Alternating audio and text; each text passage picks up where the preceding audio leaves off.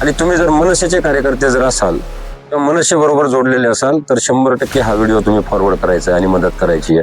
नमस्कार मित्रांनो, टीडी बोलतोयच्या नवीन एपिसोड मध्ये आपलं स्वागत आहे। आजचा व्हिडिओ यासाठी बनवलेला आहे की मनसेचं जे आपली नोंदणी आहे ती नोंदणी कशा प्रकारे करायची ह्या एका विषयावर मी तुम्हाला सुरुवातीला सांगणार आहे।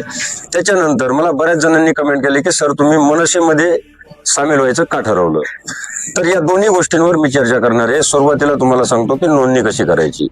तुम्हाला आता स्क्रीनवर एक बॅनर दिसतोय, त्याच्यावर एक स्कॅनर दिसतंय, त्या स्कॅनरवर तुम्ही स्कॅन करायचंय आणि त्यावरून आपला फॉर्म स्वतःबद्दल माहिती भरायची आहे। ते जर नसेल करायचं तर mns-nondni.com या वेबसाईटवर जायचंय आणि स्वतःची नोंदणी करायची।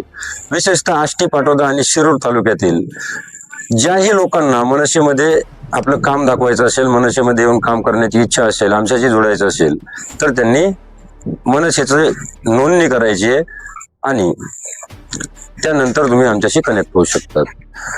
आता दुसरी गोष्ट, मनसेमध्ये सामील होण्यापाठीमागची कारणं काय होती, तर पाठीमागून 2.5-3 वर्षापासून जिल्हा परिषदेच्या मराठी शाळा यावर मी काम करतो आणि हा जर पक्ष पाहिला तर त्या गोष्टीच्या थोडासा जवळ आपला पाहायला भेटतो।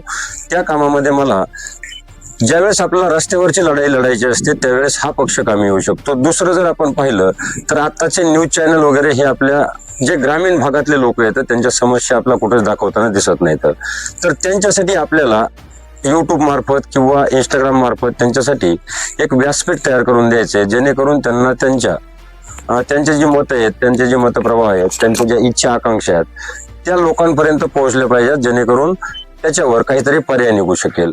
आणि तिसरी सगळ्यात महत्वाची गोष्ट आहे की या पक्षामध्ये आपलं काम करायला खूप मोठ्या प्रमाणावर वाव आहे। इथं तुम्हाला कुठेतरी इलेक्शनला उभं राहायचंय आणि त्यासाठी तुम्हाला निवडून यायचे, कुठं पदावर जायचं, याच्यासाठी खूप कमी लोक आहेत। तसं जर असतं तर हा पक्ष आतापर्यंत राहिलाच नसतं।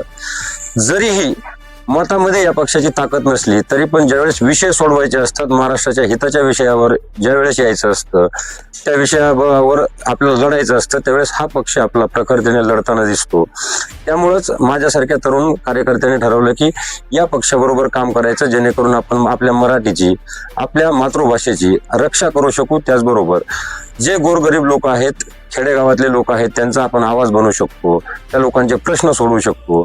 आणि ज्या आलेल्या समस्या आहेत आणि त्याच्याकडे कुठेतरी दुर्लक्ष केलं जातं, कोणी त्याच्याकडे लक्ष देत नाही। तुमचा मेन स्ट्रीम मीडिया असो किंवा दुसरा प्रिंट मीडिया जरी असला तरी तो मीडिया त्या लोकांपर्यंत आता आपला हल्ला पाहायला भेटत नाही। खूप मोठ्या प्रमाणावर भ्रष्टाचार वगैरे ह्या गोष्टी आहेत। या ठिकाणावरून या सर्व गोष्टींवर मला काम करणं हे सोपं जाणार आहे। मला कामामध्ये या पक्षाकडून मदत होईल अशी मी अपेक्षा करतो आणि जास्तीत जास्त आष्टी, पाटोदा आणि शिरूर तालुक्यातील जास्तीत जास्त लोकांपर्यंत हा व्हिडिओ पोहोचवायचा आहे। आणि तुम्ही जर मनसेचे कार्यकर्ते जर असाल किंवा मनसे बरोबर जोडलेले असाल तर 100% हा व्हिडिओ तुम्ही फॉरवर्ड करायचा आहे आणि मदत करायची आहे। मी इथंच थांबतो। जय हिंद, जय महाराष्ट्र।